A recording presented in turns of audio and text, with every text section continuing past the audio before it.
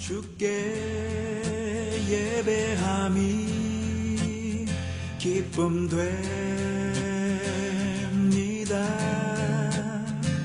주께 예배함이 기쁨 됩니다.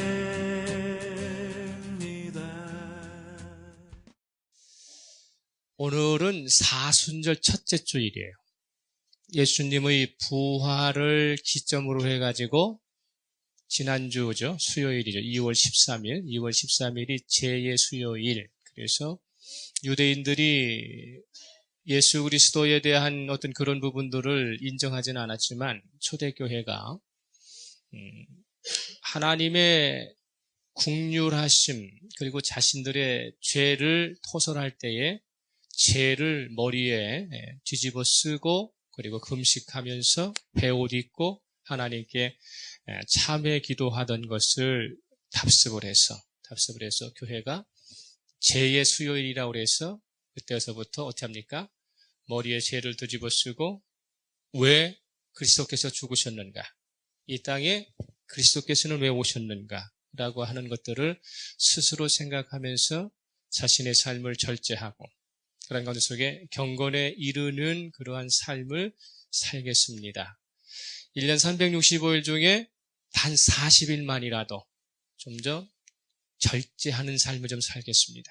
자기 자신에게 향했던 모든 것들을 조금 밖으로 행해서 하나님의 시각과 하나님의 마음을 한번 생각해 보겠습니다. 라고 시작했던 것들이 이제 사순절입니다.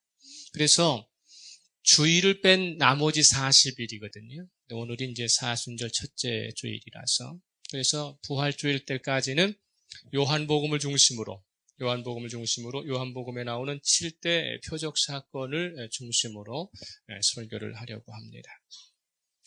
요한복음을 쓴 저자는 여러분 잘 알다시피 요한복음을 쓴 저자는 누구예요? 요한이에요. 그럼 마태복음을 쓴 저자는 누구예요? 마태라고. 누가복음을 쓴 저자는 누가지만 그렇지만 사실은 마태복음을 쓴 저자가 마태라고 하는 것은 주님의 제자인 마태가 아니라 유대인 공동체의 지도자의 이름일 가능성이 커요. 다시 말하면은 마태복음은 유대인이 유대교를 믿다가 기독교로 개종한 사람들이에요. 그래서 거기에는 유대 출신의 사람들이 많이 모여 있었어요. 그래서 그 당시에 이 성경을 기록하는 가운데 속에서 그 지도자를 썼을 가능성이 있고요. 마가복음은 예수님의 제자는 아니었죠. 마가복음은 바나바의 생질이었고 사도 바울과 바나바가 1차 선교 여행을 갈 때에 추종자로 쫓아갔다가 너무도 힘이 들어갔고 예루살렘으로 도망왔을 그런 가운데 속에서 베드로가 그 마가를 걷어들여가지고 공부를 시켜요. 예수님에 대한 공부를 시켜서 로마 교회에 아주 장성한 아주 늠름한 일꾼으로 만들 때에 그때에 베드로와 여러 제자들을 통해서 이 마가라고 하는 사람은 예루살렘의 마가다락방이라고 하는 마리아, 어머니가 마리아였었어요. 마가다락방이라고 하는 마가죠. 그만큼 부유한 가정에서 태어났고 아버지는 일찍 여의였지만 어머니 밑에 스라에서 살았던 청년이었습니다.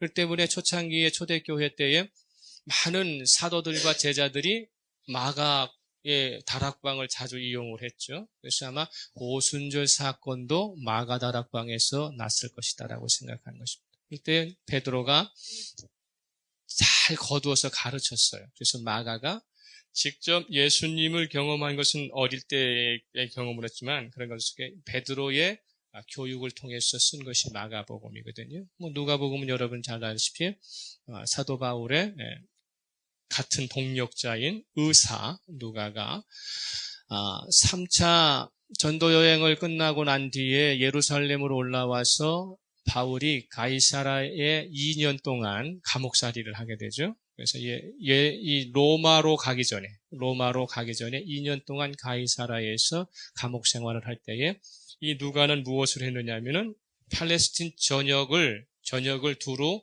돌아다니면서 예수님과 관계되어 있는 사건과 문서들을 하나씩 수집을 해요. 그랬을 때 그게 AD 60년경인데 그때 그래가지고 누가가 그러한 많은 자료들을 가지고 쓴 것이 누가복음이죠. 때문에 누가는 예수님을 눈으로 본 사람은 아니죠. 사도 바울도 예수님을 눈으로 본 사람은 아니지만 그렇지만 많은 자료들을 수집을 해서 했던 것입니다. 그러나 요한은 예수님의 12제자 중이었고, 그죠? 12제자 중에 한 사람이었고, 초창기서부터 주님의 모든 것을 지근거리에서 보았던 사람입니다. 그 때문에 이 사도 요한을 가리켜서 뭐라고 그래요? 예수님께서 사랑하시는 제자였다.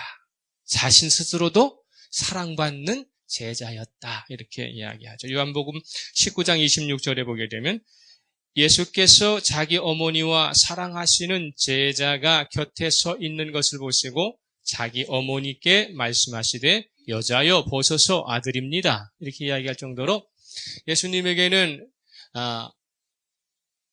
형제가 혈육이 있었잖아요. 그죠? 4명이라고 하는 형제가 있었습니다만은 그러나 자신께서 돌아가실 때에 나중에 어머니를 모실 사람은 형제들이 아니라 사도 요한입니다. 라고 해서 사도 요한을 소개했던 그런 부분들이 있습니다.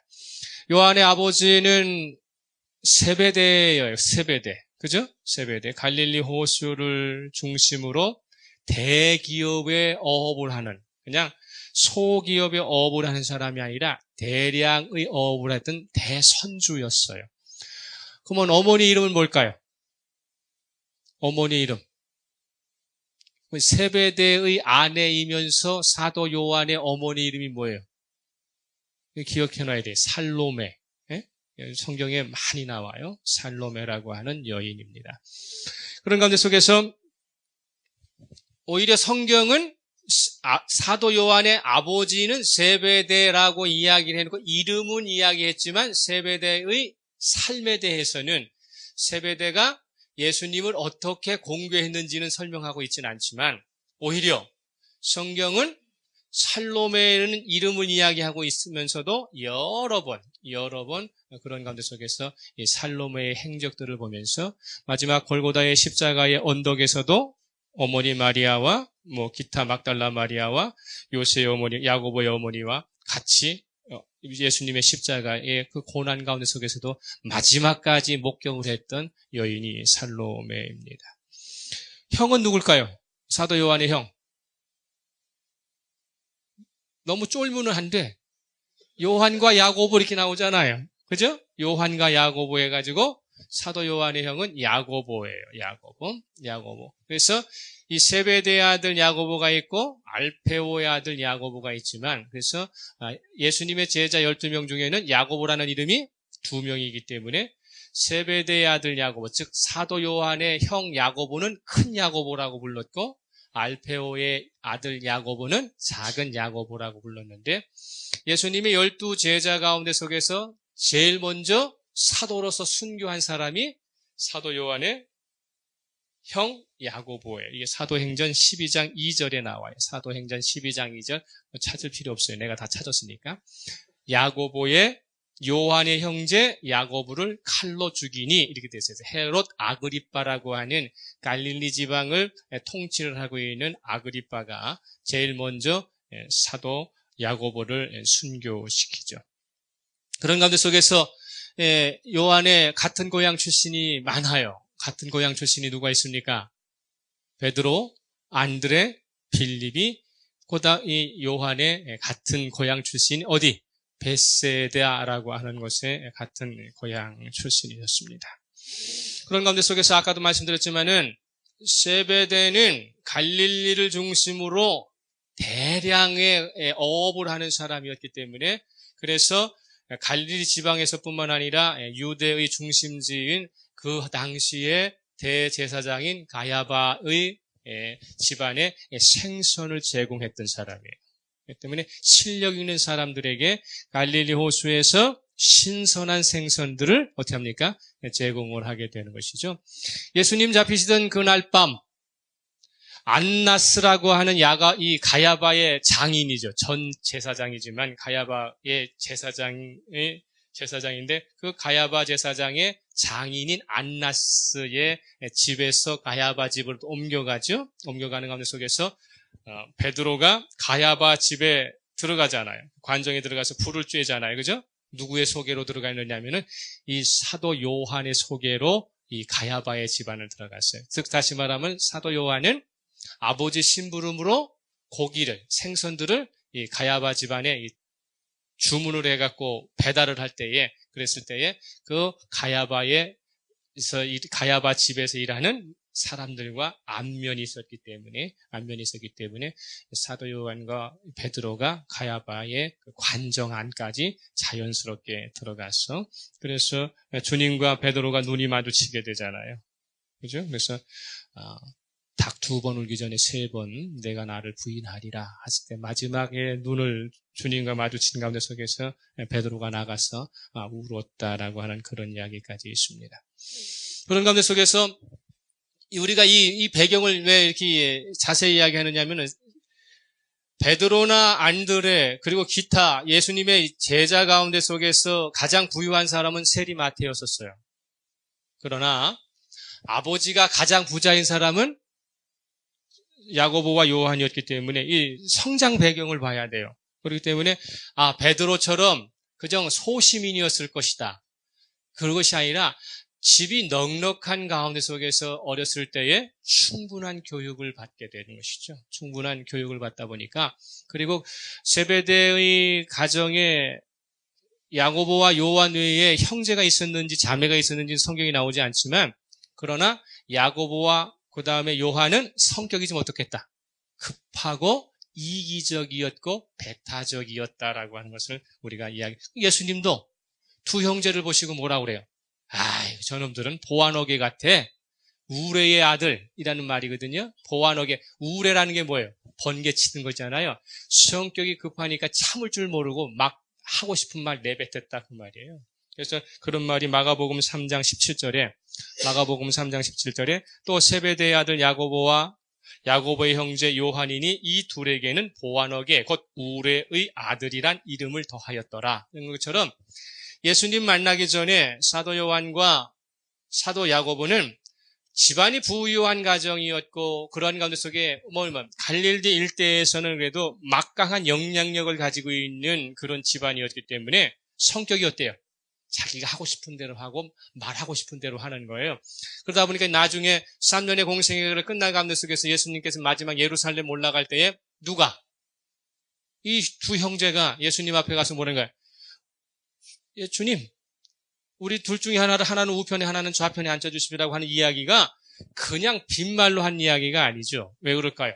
세베대가 그리고 어머니 살로메가 예수님의 공생의 사역 가운데 속에서 물질적 자원적 지원을 가장 많이 한 집안이 이 집안이에요. 물론 막달라 마리아도 있고 많은 그런 가운데 속에 헤롯의 청지기인 수산나라고 하는 그런 부분들도 다 있지만, 그렇지만 3년의 공생의 가운데 속에서 이 가버나움 쪽, 그 갈릴리 쪽 유대를 오가면서 수많은 사람들을 예수님을 이렇게 따라다닐 때에 식사값 가장 많이 낸 사람이 누구겠어요? 그거 생각하고 이 요한복음을 봐야 돼요. 응? 그래서 요한의 성장 과정과 요한의 가정이, 이 집안이 예수님의 공생의 기간 가운데 속에 예수님의 사역에 얼마만큼 지대한 공을 세웠는가? 그러니까 하고 싶은 말 하는 거예요. 어? 만약에 예수님의 공생의 기간 가운데 속에 한 것도 없는데 좌편에 앉혀달라고 우편에 앉혀달라고 그러면 되겠어요? 그게 아니라고요. 그만한 뭐가 있습니까? 배경과 그만한 실력이 있었기 때문에 그렇게 이야기를 하게 되는 것입니다. 그랬던 사도 요한이 그렇게 좀 배타적이고 이기적이고 그런 가운데 속에 어떻게 합니까? 성격도 급해서 자기가 하고 싶은 대로 하는 가운데 속에 있었지만 예수님 따라다니면서 예수님 교훈 듣고 예수님의 역사를 바라보면서 마음이 어떻게 되는 거예요? 인격이 바뀌게 되고 성질이 바뀌게 되다 보니까 사도 요한의 별명이 뭐예요? 사랑의 사도잖아요. 그래서 사랑의 사도가 돼가지고 이 사람이 요한복음도 쓰고 요한 1, 2, 3서를 쓰고 요한계시록을 썼을 때에 그 가운데 속에서 요한 1, 2, 3서를 볼 때마다 뭐라는 거야? 사랑하라. 라고는 이 사랑의 단어를 가장 많이 사용했고 사랑을 가장 많이 실천했던 인물로 변하게 되는 것입니다. 예수님께서는 마지막 십자가 위에서 어머니 마리아를 육신의 형제 4명이 있었음에도 불구하고 요한에게 부탁하실 정도로 요한을 매우 신뢰했던 그런 사람들입니다. 그런 가운데 속에서 우리가 잘 보면 성경 27권, 신약의 27권 가운데 속에 13권을 사도 바울이 저술을 하게 되고 나머지 이제 14권 중에 무슨 목회서신도 있고 여러 가지가 있지만 그런 가운데 속에서 사도 요한이 5권의 책을 쓰잖아요. 그죠? 요한복음, 요한 1서, 2서, 3서, 요한계시록. 그런 가운데 속에 예수님의 12제자의 사도 가운데 속에 직접 자신이 글을 써서 성경을 쓴 사람은 사도 요한밖에 없어요. 물론 베드로 전서 후서가 있어요. 베드로 전서 후서가 있지만 베드로 후서는 후에 써진 거. 베드로 전서는 사실 베드로는 무슨 말을 못했냐면 헬라어를 말을 못했어요. 헬라어를 말을 못해서 항상 통역자를 데리고 다녔었어요. 그래서 맨 처음에 초창기에는 베드로가 사역을 하는 가운데 속에 마가가 통역자가 되었고 나중에는 사도 바울이 이제 같이 이제 로마에서 만나게 되잖아요. 베드로와 사도 바울이 로마에서 만나게 돼요. 그래서 사도 바울의 동역자인 실로아노라고 하는 신라에 의해서 나중에 구술을 하게 되는 것이죠. 베드로가 구술을 하고 받아 적은 사람이 신라예요. 그래서 베드로 전서는 베드로의 직접적인 작품이 아니라 누가? 자기가 말한 것을 신라가 옮겨 적으면서 대피를 하게 되는 그런 부분들이 되기 때문에 직접 자기의 손으로 예수 그리스도에 대한 이야기를 쓸 수 있었던 그 사람 중에 성경 중에는 사도 요한밖에 없다라고 우리는 알 수 있습니다.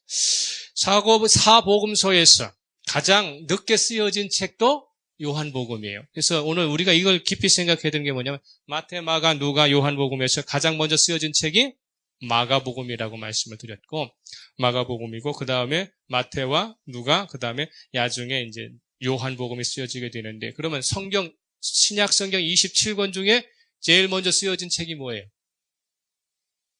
사도 바울에 의해서 쓰여졌는데 상식적으로 알아야 돼요. 데살로니가 전서예요. 데살로니가 전서 주후 51년경에 데살로니가 전서 후서 그 다음에 갈라디아서가 쓰여지고 그 다음에 고린도 전후서가 쓰여지게 되는 이런 부분들 때문에 그런 가운데 속에서 이제 사도 요한은 이게 순교라고 하는 말 가운데 속에서 자신의 어떤 그런 운명 가운데 속에서 가장 오래 산 12명의 제자 중에 가장 오래 산 사람이에요. 그래서 이 사도 요한은 98년경, AD 98년경까지 살았다고 그래요. 그러니까 예수님께서 돌아가신 지가 AD 30년이에요. AD 30년에 돌아가셨으니까 98년까지 살았다면 몇 년을 더?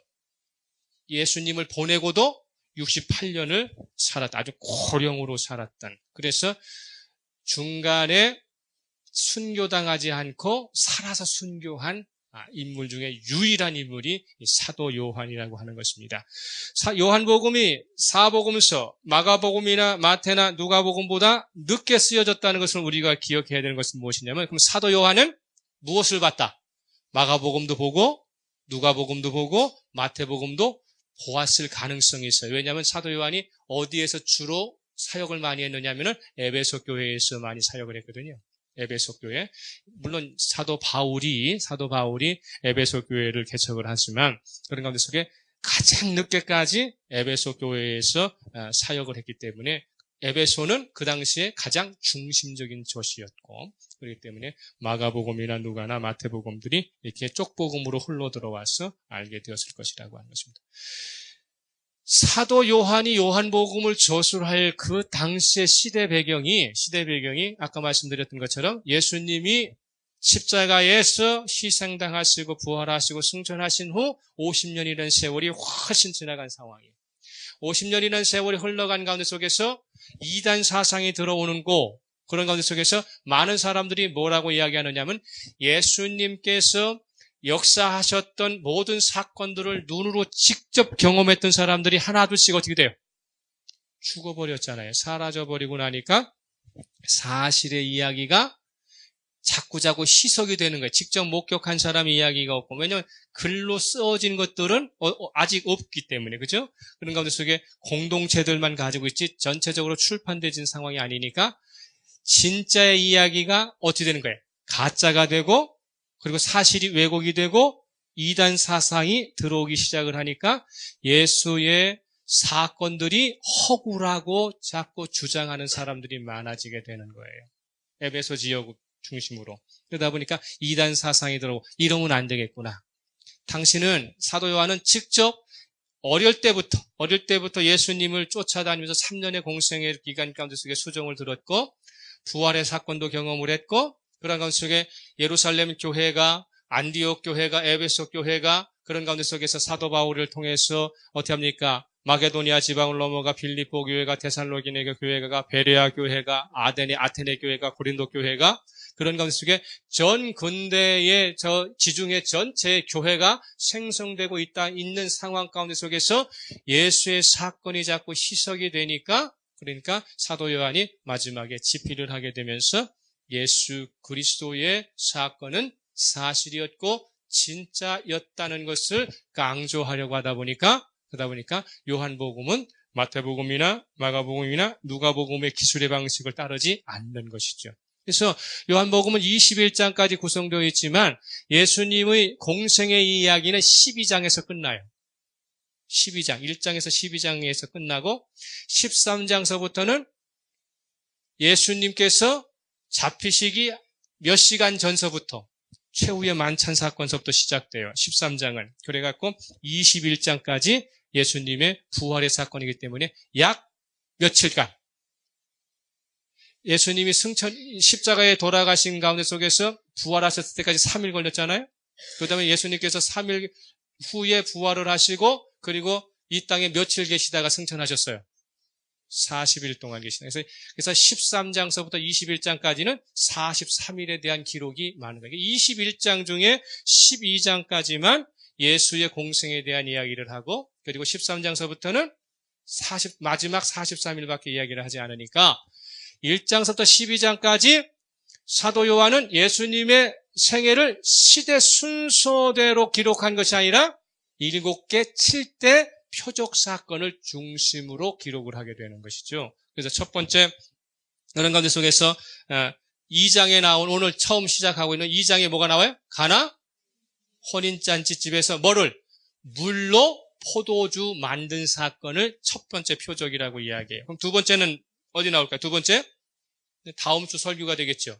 4장에 나오는 가버나움에 살고 있는 왕의 신하의 아들이 죽게 되었을 때에 어떻습니까? 말씀으로 고쳐주신 사건. 4장에 이제 나오고요. 그 다음에 세 번째는 뭐예요? 세 번째 5장에 나오는 베데스다 연못가에 38년 된 병자 고치는 사건이 나오고요. 그 다음에 네 번째는 6장에 갈릴리 동북쪽의 베세다라고 하는 곳에서의 오병이어의 사건이 나오고 그 다음은 뭘까요?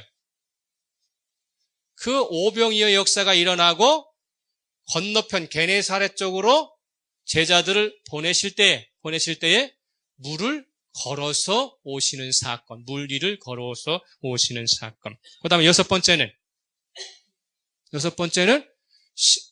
11장, 9장에 나오는 실로암 목가를 통해서 나면서부터 소경되어 있던 사람을 고치시는 사건. 그 다음에 마지막에 11번째는, 7번째는 11장에 죽었던 나사로를 소생시킨 사건. 나사로를 부활시켰다라는 말은 안 돼요. 부활이라고 하는 것은 살아서 영원히 가는 거죠. 그러나 나사로는 죽어버렸잖아요. 그러니까 소생시켰다, 회생시켰다. 그래서 7개의 표적 사건을 중점으로 성경을 기술하면서 그 뒤에 예수님께서는 다시 한번 나는 누구이다 라고 7번을 선언을 하셔요. 그래서 요한복음은 7개의 표적 사건과 7번의 주님께서는 나는 I am 무엇이다 라고 이야기를 하시는 것이죠. 그래서 요한복음 6장 35절에 뭐라고 해요? 나는 생명의 떡이다. 생명의 떡이다 말씀하시고, 그 다음에 8장 12절에 가게 되면 나는 세상의 빛이다 이렇게 말씀을 하시고, 10장 7절로 가면은 나는 양의 문이다 이렇게 말씀하시고, 10장 11절로 가면은 나는 선한 목자다. 11장 25절에 나는 부활이요 생명이니 나를 믿는 자는 죽어도 살겠고 무릇 살아서 믿는 자는 영원히 죽지 아니하리라. 나는 부활이고 생명이다. 그 다음에 14장 6절로 가게 되면 내가 곧 길이요 진리요 생명이다 이렇게 이야기하고 있고, 마지막 15장 1절에 뭐랍니까? 나는 포도나무다. 삼포도나무다. 내 아버지는 무엇이다? 농부시다 라고 해서 7개의 표적 사건과 7번의 당신은 누구시다라고 하는 선언을 가지고 이 14개의 문장을 가지고서 요한복음을 전체적으로 총괄하고 있어요. 그러면 사도 요한은 요한복음을 저술하는 가운데 속에서 중요한 무엇을 포인트로 하는 거예요? 내가 직접 목격했고 그분이 왜 메시아라고 불려지게 되고 그분이 왜 구주이신가라고 하는 것들을 보여주기 위해서 7개의 표적, 그래서 기적이 아니라 뭐라고 불러요? 표적이라고 부른다는 것이죠. 이 기적이라고 하는 말은 헬라어로 디나미스예요. 디나미스. 그러나 여기서는 세메이온이라고 불러요. 표적이라고 하는 것은. 그래가지고 뭐냐면은 미라클이라고 하는 말과 표적은 사인이라는 말이에요. 사인. 그래서 이 이 요한은 기적이라는 사건을 그냥 기적이라고 말하지 않고 예수님께서 기적을 행하시는 것 위에 뭐가 있다? 예수님이 당신의 정체성을 드러내시고 계시하시기 위한 사인이다라고 해서 그것을 말씀을 하고 있습니다. 우리가 잘 알고 있는 것처럼 요한복음 20장 31절에 가게 되면 이렇게 말씀하셨어요. 오직 이것을 기록함은 너희로 예수께서 하나님의 아들 그리스도이심을 믿게 하려 함이요 또 너희로 믿고 그 이름을 힘입어 생명을 얻게 하려 함이니라. 그러므로 요한복음을 만날 때에는 무엇을 만나야 돼요?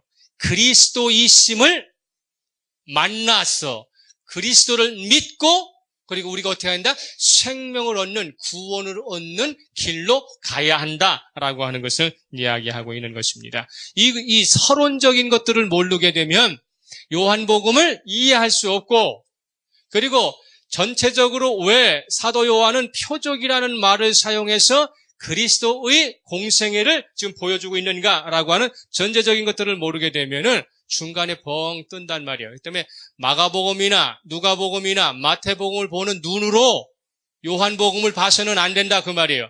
사도 요한이 제시하고 있는 그 관점을 가지고 요한복음을 만날 때에 거기에 누구를 만날 수 있어요? 예수 그리스도를 만날 수 있어요. 할렐루야. 이 부분들에 대한 서론을 기억하면서 부활절까지 이 7개 이야기할 거란 말이에요. 그러니까 다음 주에는 보면 뻔하잖아요. 그죠? 가버나움의 왕의 신하의 아들을 고치시는 사건이 본문이 되겠습니다. 자, 이제 본문 들어가가지고 요한은 첫 번째 표적인 물을 포도주 만드는 기적을 일으킨 가나 혼인잔치는 어느 시점부터 며칠 지난 뒤에 일어났다라고 이렇게 이야기를 하고 있어요. 2장 1절 보세요. 2장 1절. 2장 1절의 시작.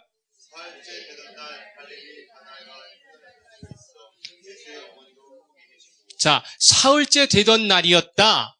가나 혼인잔치는 사흘째 되던 날에 가나 혼인잔치에 예수님이 참석하셨다면 여기서 사흘째 되던이라는 말은 사흘이 지난 다음 그런 뜻이에요. 그럼 어디로부터 사흘이 지났느냐는 거예요. 어디로부터 사흘이 지났느냐? 그럼 어디로부터 사흘이 지났느냐를 알려면은 우리가 날짜 계산하는 것을 우리가 봐야 돼. 1장 19절 보세요. 1장 19절. 1장 19절에서 요한복음 1장 19절에서 유대인들이 예루살렘의 제사장들과 레위인들을 요한에게 보내요. 내가 누구냐 물을 때에 요한의 증언이 이러하니라 이렇게 나와 있단 말이에요. 그러니까 바리새인과 서기관들이 세례 요한을 찾아와서 도대체 너 누구야? 네가 그리스도냐? 엘리야냐? 아니면 에레미야와 같은 선지자냐? 아니면 모세가 지정한 그 선지자냐라고 물었던 그날로부터 시작된다는 거예요. 그날로부터 시작이 된다. 그래서 29절 봐요. 이튿날 이렇게 됐죠. 여기서 이튿날이라는 것은 the next day. 그 다음 날 그런 뜻이에요.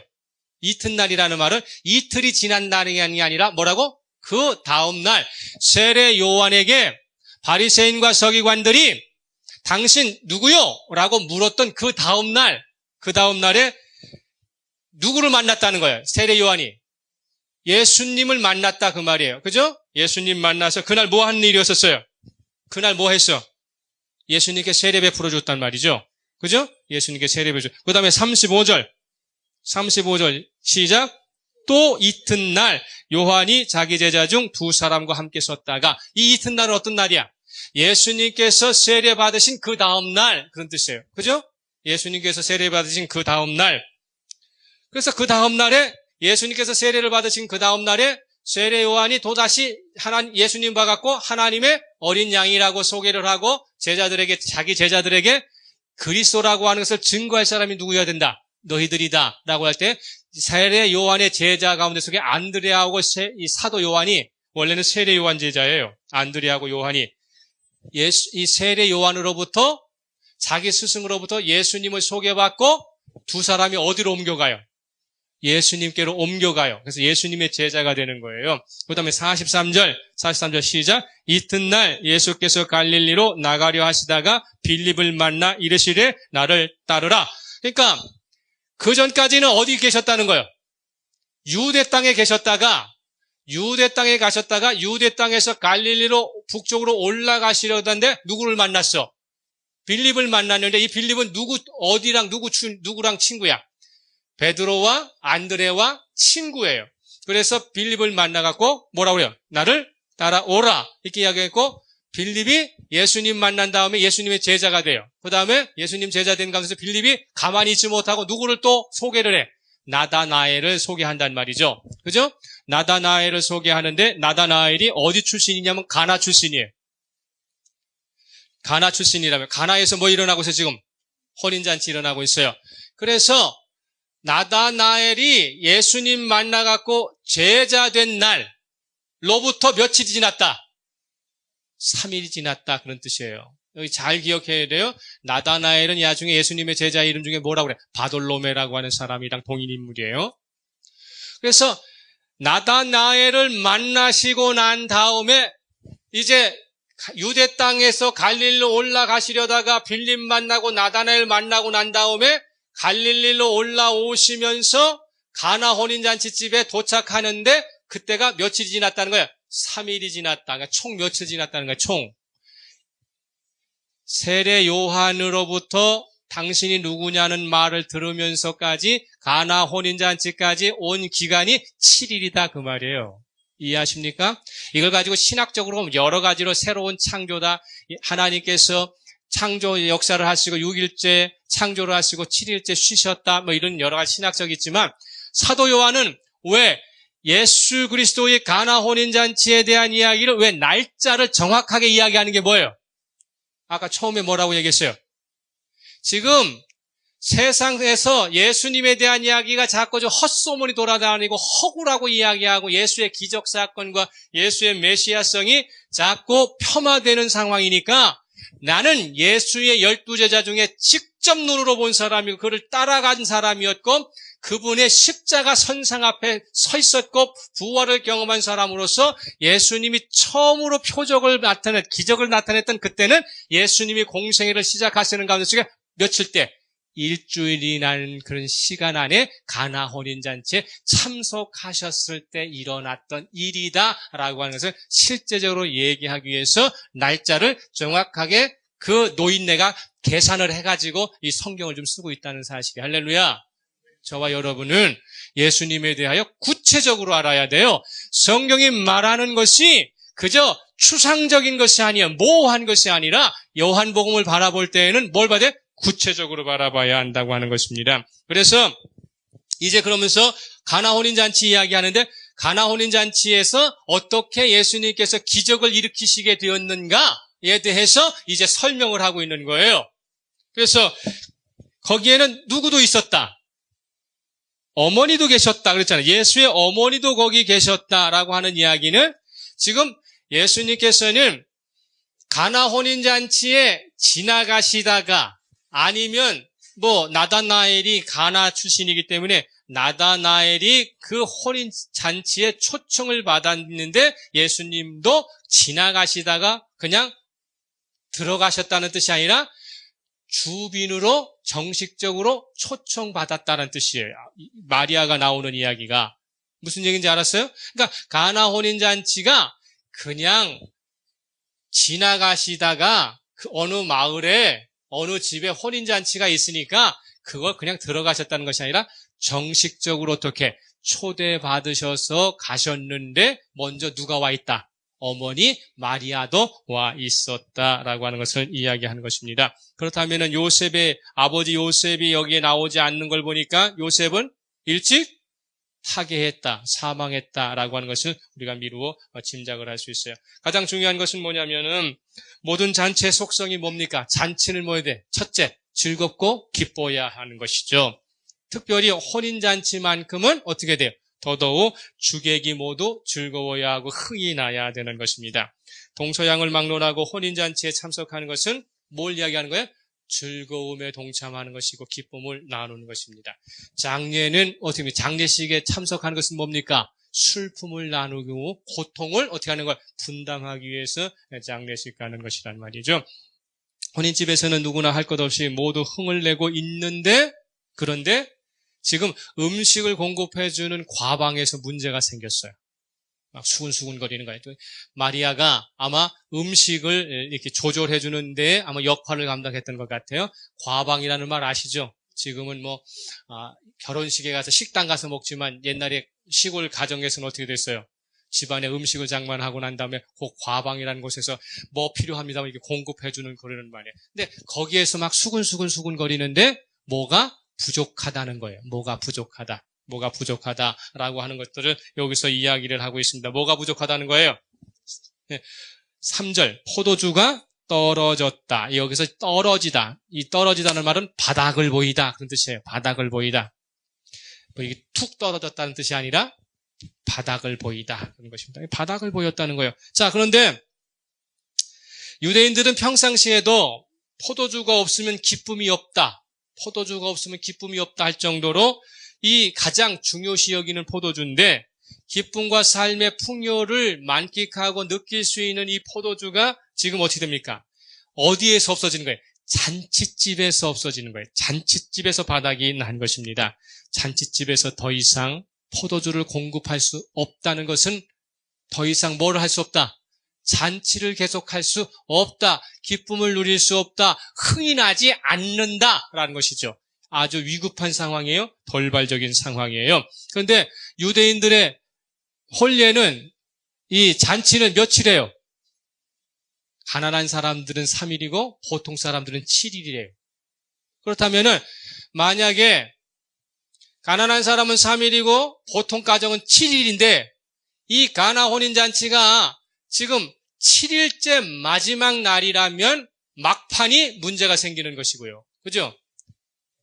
처음 시작하고 있는 상황이라면은 말이 좀 안 되겠죠. 그죠? 처음부터 이 포도주가 바닥이 났다 그러면 어떻게 됐어요? 유대인들은 자녀를 낳게 되면 보통 여자들이 15살서부터 결혼을 해요. 여자나 남자나. 이때는 지금 주후 27년경이니까 우리나라 시대로 얘기하면 지금 무슨 시대예요? 고구려 시대에 또 훨씬 전의 얘기예요. 고구려 시대쯤이에요. 그때 사람들이 가지고 있는 우리나라의 역사를 잘 생각해야 돼. 지금 여기의 사건과 우리나라 시대를 보면 고구려 시대란 말이에요. 고구려 초창기 시대. 그런 가운데 속에서 그 사람들이 평균 수명 연령이 얼마나 됐겠어요? 그 당시에. 그건 조선시대고 25세에서 왔짝갔다 했단 말이에요. 25, 6. 그러니까 그 당시에 15살에 결혼하는 것이 늦은 거야, 빠른 거야? 그냥 하는 거야. 그죠? 그러니까 야, 오늘 날짜라 15이 피도 안 마른 것이 이렇게 생각하면 안 된다. 내가 왜 이 이야기를 하려고 하느냐면 유대인들의 가정은 아이가 태어나면 여자인가 남자인가를 구분을 하는 가운데 속에서 구분하는 가운데 속에서 딸이 태어나기 시작하면은 이 잔치를 어디서 하느냐면 신부집에서 한 다음에 마지막 날 신랑집으로 가거든요. 그러니까 딸이 태어나면은 그 해서부터 뭐를 담아? 포도주를 담아요. 포도주를 1년에 한 번씩. 그래가지고 15살이 되면은 15통이 되는 거예요. 이해를 하시죠? 근데 포도주를 사오는 게 아니라 각 가정마다 자녀가 낳게 되면은 그때부터 태어날 때부터 포도주를 담으니까 이게 한 명, 두 명도 아니고 말이죠. 이렇게 담는 거예요. 담아가지고 그래갖고 최소한 3일 아니면 일주일을 저녁마다 모이는 거니까 그렇다고 7일 한다고 하니까 아침 저녁이 아니라 저녁마다 모이는 거예요. 저녁마다 7일 동안. 그러니까 아침에는 나가서 일하고 저녁 되면 여기 와서 밥 먹고 또 놀고 이렇게 밤하고 있는 그런 부분들을 하는데 뭐가 떨어졌다는 거예요? 포도주가 떨어졌다는 거예요. 포도주가 떨어졌다. 이 집에 얼마나 많은 사람들이 초청되었을 것인가 우리는 알 수 없죠. 그런데 우리가 미루어 짐작할 수 있는 것이 6절이에요. 6절 보세요. 6절 시작.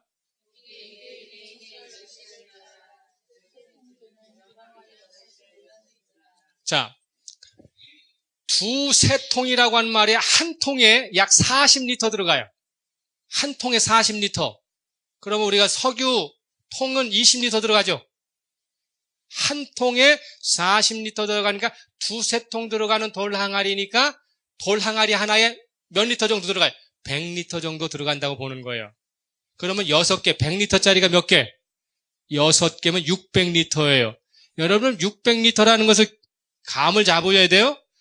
600리터의 물을 담아놨는데 손님들이 혼인집에 초청되었을 때 정결례로 쓰는 통이라고 그랬어요. 정결례라고 하는 것은 바깥에서 안으로 들어갈 때 뭐를 치는 거예요? 손과 발을 씻어가지고 뭐를 없애는 거예요? 부정을 없애는 거예요. 혼인집에 초청받아 왔기 때문에 그렇기 때문에 바깥에서 안으로 들어오면 사람들이 바깥에 있는 부정한 것들을 버리기 위해서 손을 씻고 발을 씻고 그리고 들어오니까 600리터를 손 씻고 발 씻는 데 사용했다면 손님들이 얼만큼이다라는 것을 기억해야 돼요. 그러면 손 씻는데 우리처럼 한 바가지 물을 부어드릴까요? 그렇지 않아요.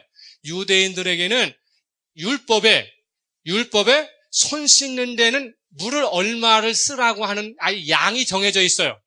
그래서 그걸 그릇으로 퍼주는 거예요. 그릇으로. 발도 마찬가지고. 그렇다면은 이 주최측은 생각한 것보다 많은 손님들이 지금 들어와 있다. 예상하지 못하도록 지금 어떻게 됐다는 거예요? 소비가 많이 됐다는 거죠.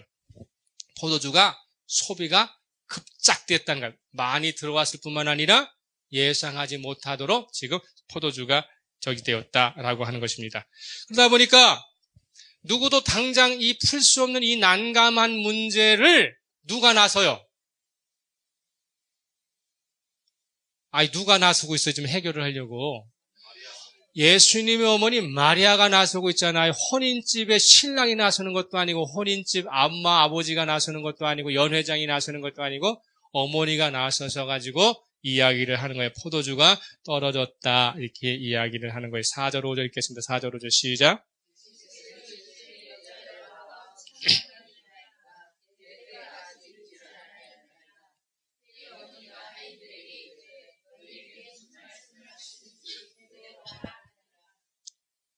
예수님도 손님으로 와 있고 어머니는 뭐 이 집안과 어떤 일가 친척의 어떤 혈족의 관계가 있는지는 모르겠지만 어머니가 오셔가지고 이 집에 포도주가 떨어졌다고 그래요. 이렇게 이야기하니까 예수님께서는 그것에 대해 적극적으로 대응하지 않으시고 뭐라고 그래요? 내가 때가 되지를 않았습니다. 저와의 어머니와의 관계가 이 집과의 무슨 관계입니까? 라고 적당하게 사양을 하시는데 마리아는 어떻게 해요? 사양하시는 듯한 뉘앙스를 받고도 계속 밀어붙이고 있는 거예요. 아들은 내 때가 아닙니다. 내가 이거 나설 일이 아닙니다. 이렇게 이야기를 하니까 어머니가 그러냐고 이렇게 설득을 하는 게 아니라 그냥 막무가내로 지금 직진을 하고 있잖아요. 5절에 뭐라고 얘기해요? 5절 시작.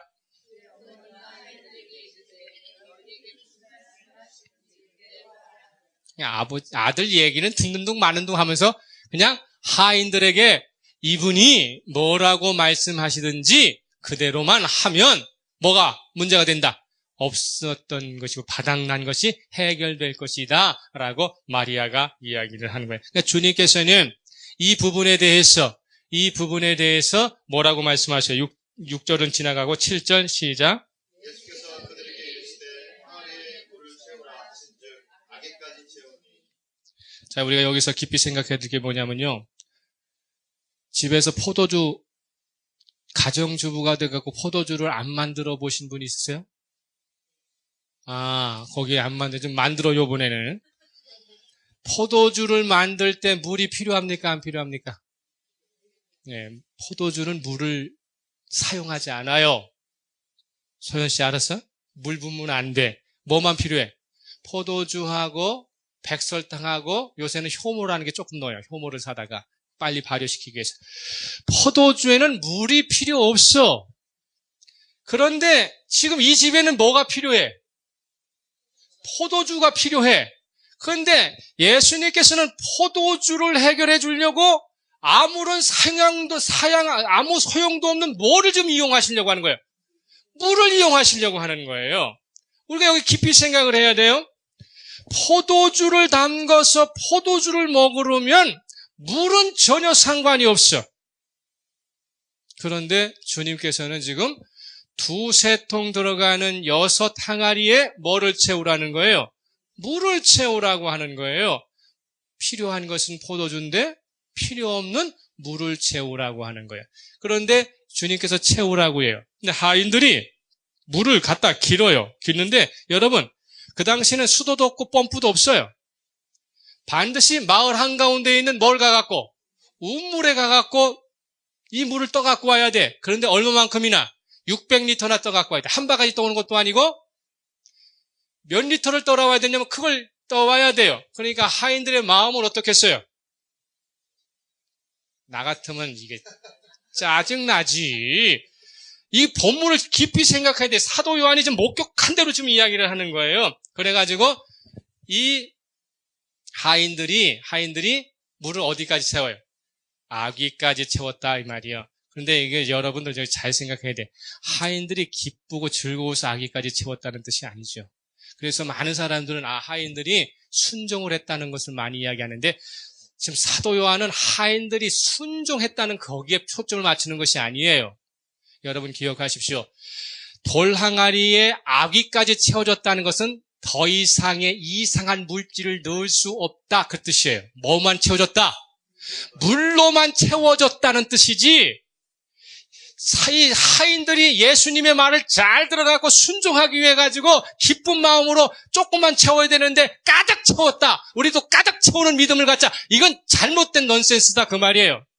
사도 요한이 이야기하고 싶은 것은 돌 항아리에 아귀까지 채웠다는 것은 그 어떤 불순물도 들어갈 수 없는 순수한 물이었다. 그 얘기를 이야기하려고 하는 거예요. 할렐루야. 그 기억하시고 그래서 예수님의 기적은 어떤 불순물이 들어가거나 어떤 인간의 공로에 의해서가 아니라 전혀 다른 물질과 전혀 다른 성질을 가지고 가장 필요한 것을 제공해 주시는 것이다. 이것을 이야기하려고 하는 거예요. 그런 가운데 속에서 이제 물을 채웠어. 그래서 물 채웠습니다. 이야기하니까 그 다음에 뭐라고 얘기하고 있어요? 8절 시작. 이제는 떠서 연회장에 갖다 주라 하시매 갖다 주었더니. 자, 하인 입장에서 열받아 안 받아? 시간 들여서 채웠더니 뭐 주님께서 가서 쉬 젓는다든지 기도를 한다든지 아니면 뭘 해야 되는데 가만히 앉으셔서 이제는 뭐라 그래? 이제는 떠다가 연회장 갖다 줘. 이럴 때 만약 내가 그 자리에 있었다면은 내 입에 개거품이 불었을지도 몰라요. 이거 똥개 훈련시키는 것도 아니고 말이지.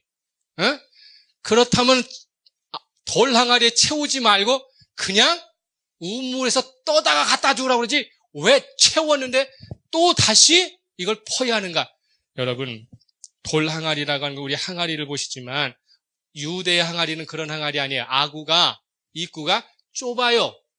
그리고 둥그렇다는 말이에요. 떠내기가 담기보다 힘든 거예요. 걷어내서 가지고 가는 것입니다. 그런 가운데 속에서 또 많은 사람들은 이야기해요. 하인들이 얼마나 복종을 잘했는지, 예? 우리는 여기서 또 한 번에 뭘 한다? 그대로 하라고 하는 복종을 배워야 한다. 이 본문은 그거 얘기하려고 하는 거 아니에요. 순종 얘기하려고 하는 게 아니에요. 우리가 여기서 관점을 봐야 돼요. 지금 예수님의 공생이 지금 처음 시작하는 표적이에요. 하인들이 예수님을 알겠어요? 모르겠어요?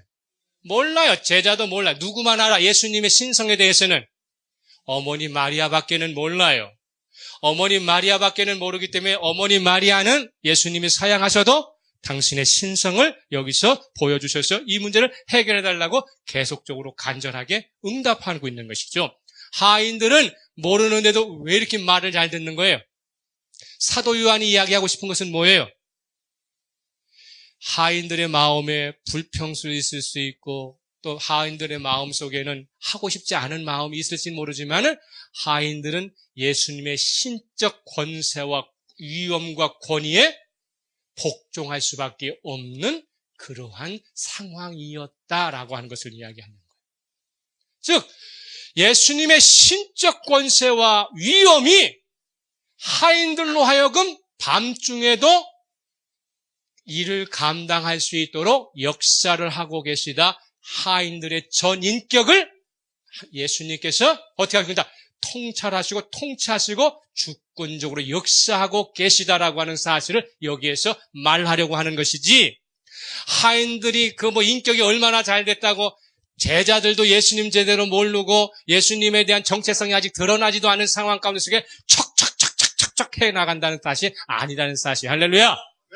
예수님 제대로 만나면 모든 것이 자연적으로 순종하게 돼 있다 그 말이에요. 예수님의 신적 권위를 만나고 예수님의 영적 권세를 만나게 되면 우리의 삶은 자연히 하나님 앞에 무릎 꿇게 돼 있다라고 하는 것을 이야기를 하려고 하는 것입니다. 그렇기 때문에 지금 가운데 속에서 우리가 이야기하는 것이 뭡니까? 연회장이 이제 받았어요. 연회장이 받았어요. 그런 가운데 속에서 9절 보겠습니다. 9절 시작.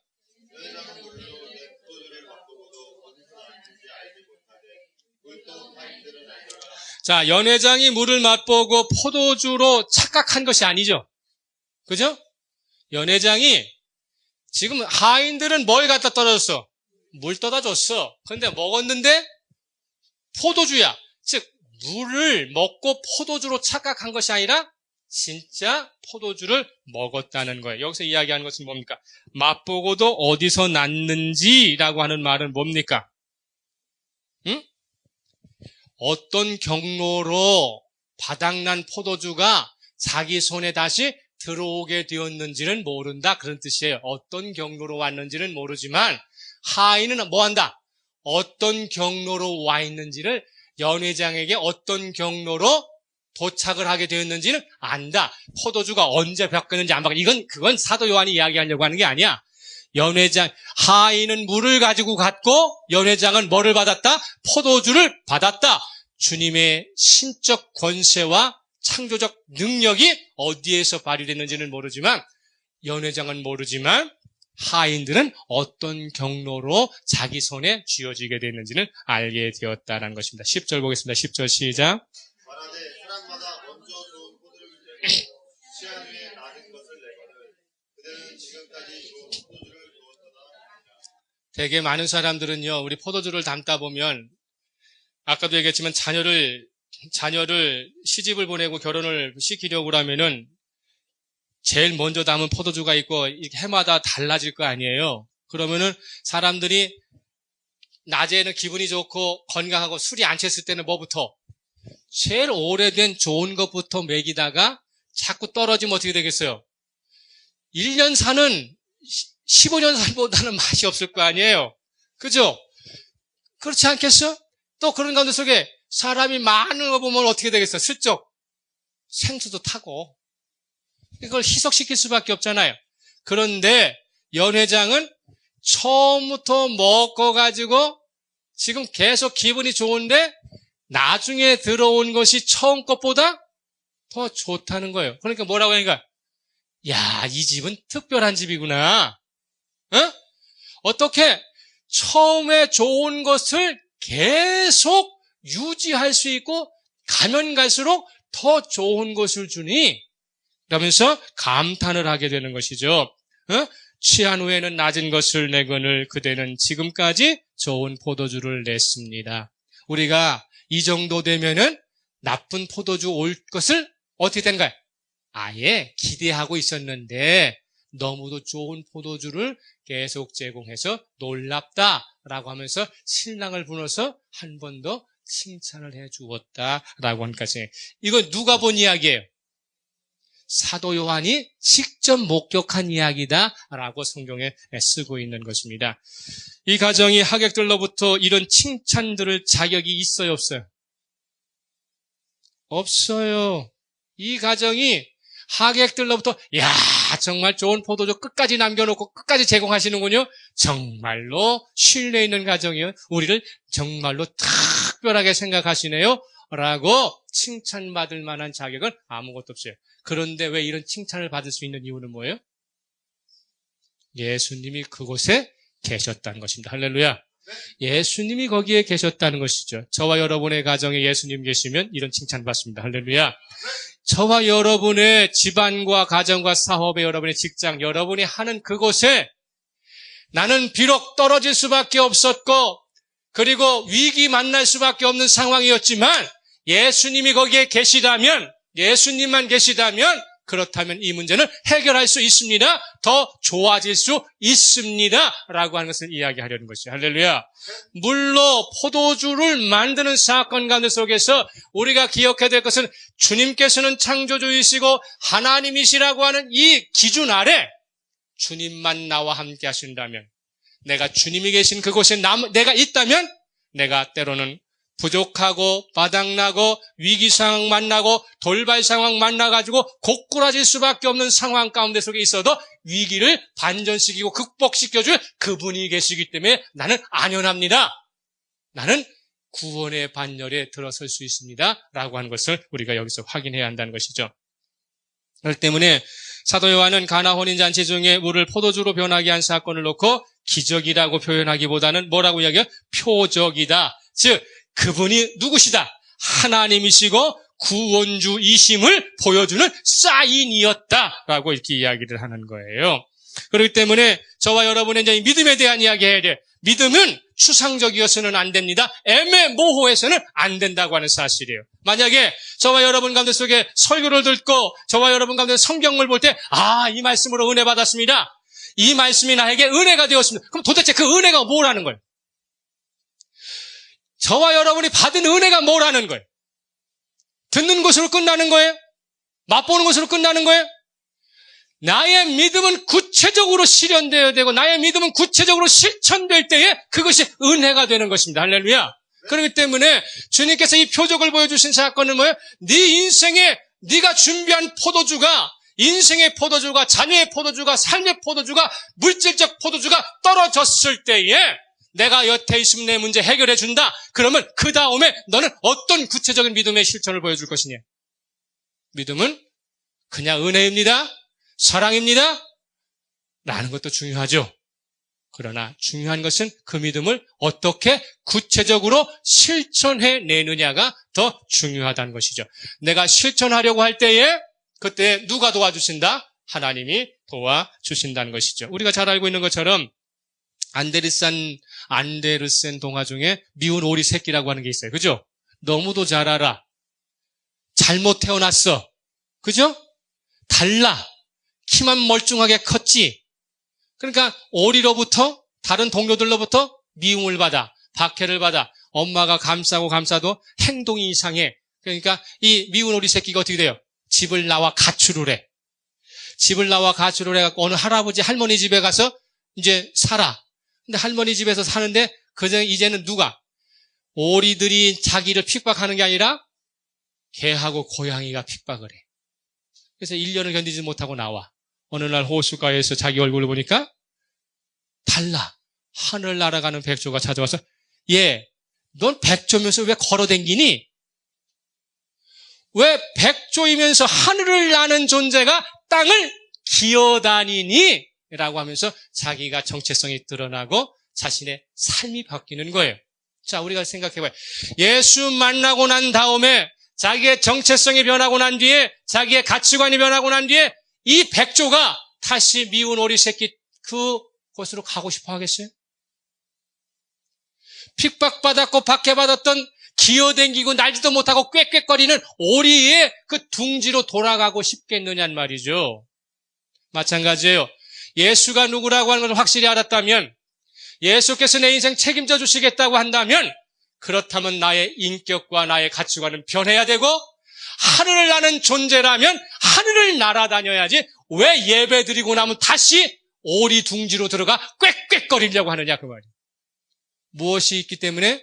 믿음의 구체적 행위가 따라오지 않았기 때문에, 믿음의 구체적 실천이 없었기 때문에, 내가 예수님에 대한 믿음에 대한 확고한 신념이 없기 때문에, 예배 드릴 때는 아멘을 하고 예배 드릴 때는 찬송을 하지만 집에 돌아가 걱정거리 앞에 포도주가 떨어져 버리고 나면은 삶의 돌발 상황이 나오게 되면 예수의 생각을 하지 않고 자기 마음대로 다시금 오리의 둥지로 돌아가고 만다고 한 것입니다. 자기가 소유한 예수에 대한 믿음을 구체적으로 삶의 순간순간마다 실천해내려고 할 때에 우리에게는 뭐가 생깁니까? 능력이 생깁니다. 우리는 뭐를 본 사람이기 때문에? 예수는 하나님이십니다. 예수는 구세주입니다는 뭐를 보았기 때문에? 표적을 보았기 때문에. 물로 포도주를 만드시는 분은 누구시다? 하나님이시다. 그분은 창조자이시다. 내 인생을 재창조해 줄 분은 그분이라고 하는 것을 확고한 믿음을 가지고서, 그래서 오늘도 이 본문을 통해서 표적을 만났다면, 예수의 정체성을 분명히 깨달았다면, 이제 교회 밖으로 나가서는 뭐가 되어야 됩니까? 믿음의 구체적인 실천을 통해서 여러분의 부족하고 여러분이 돌발 상황을 맞던 위기 상황을 예수 그리스도께서 채우시도록 함께 하시기를 예수 그리스도 이름으로 축복합니다. 다 같이 침묵하면서 말씀을 생각합니다.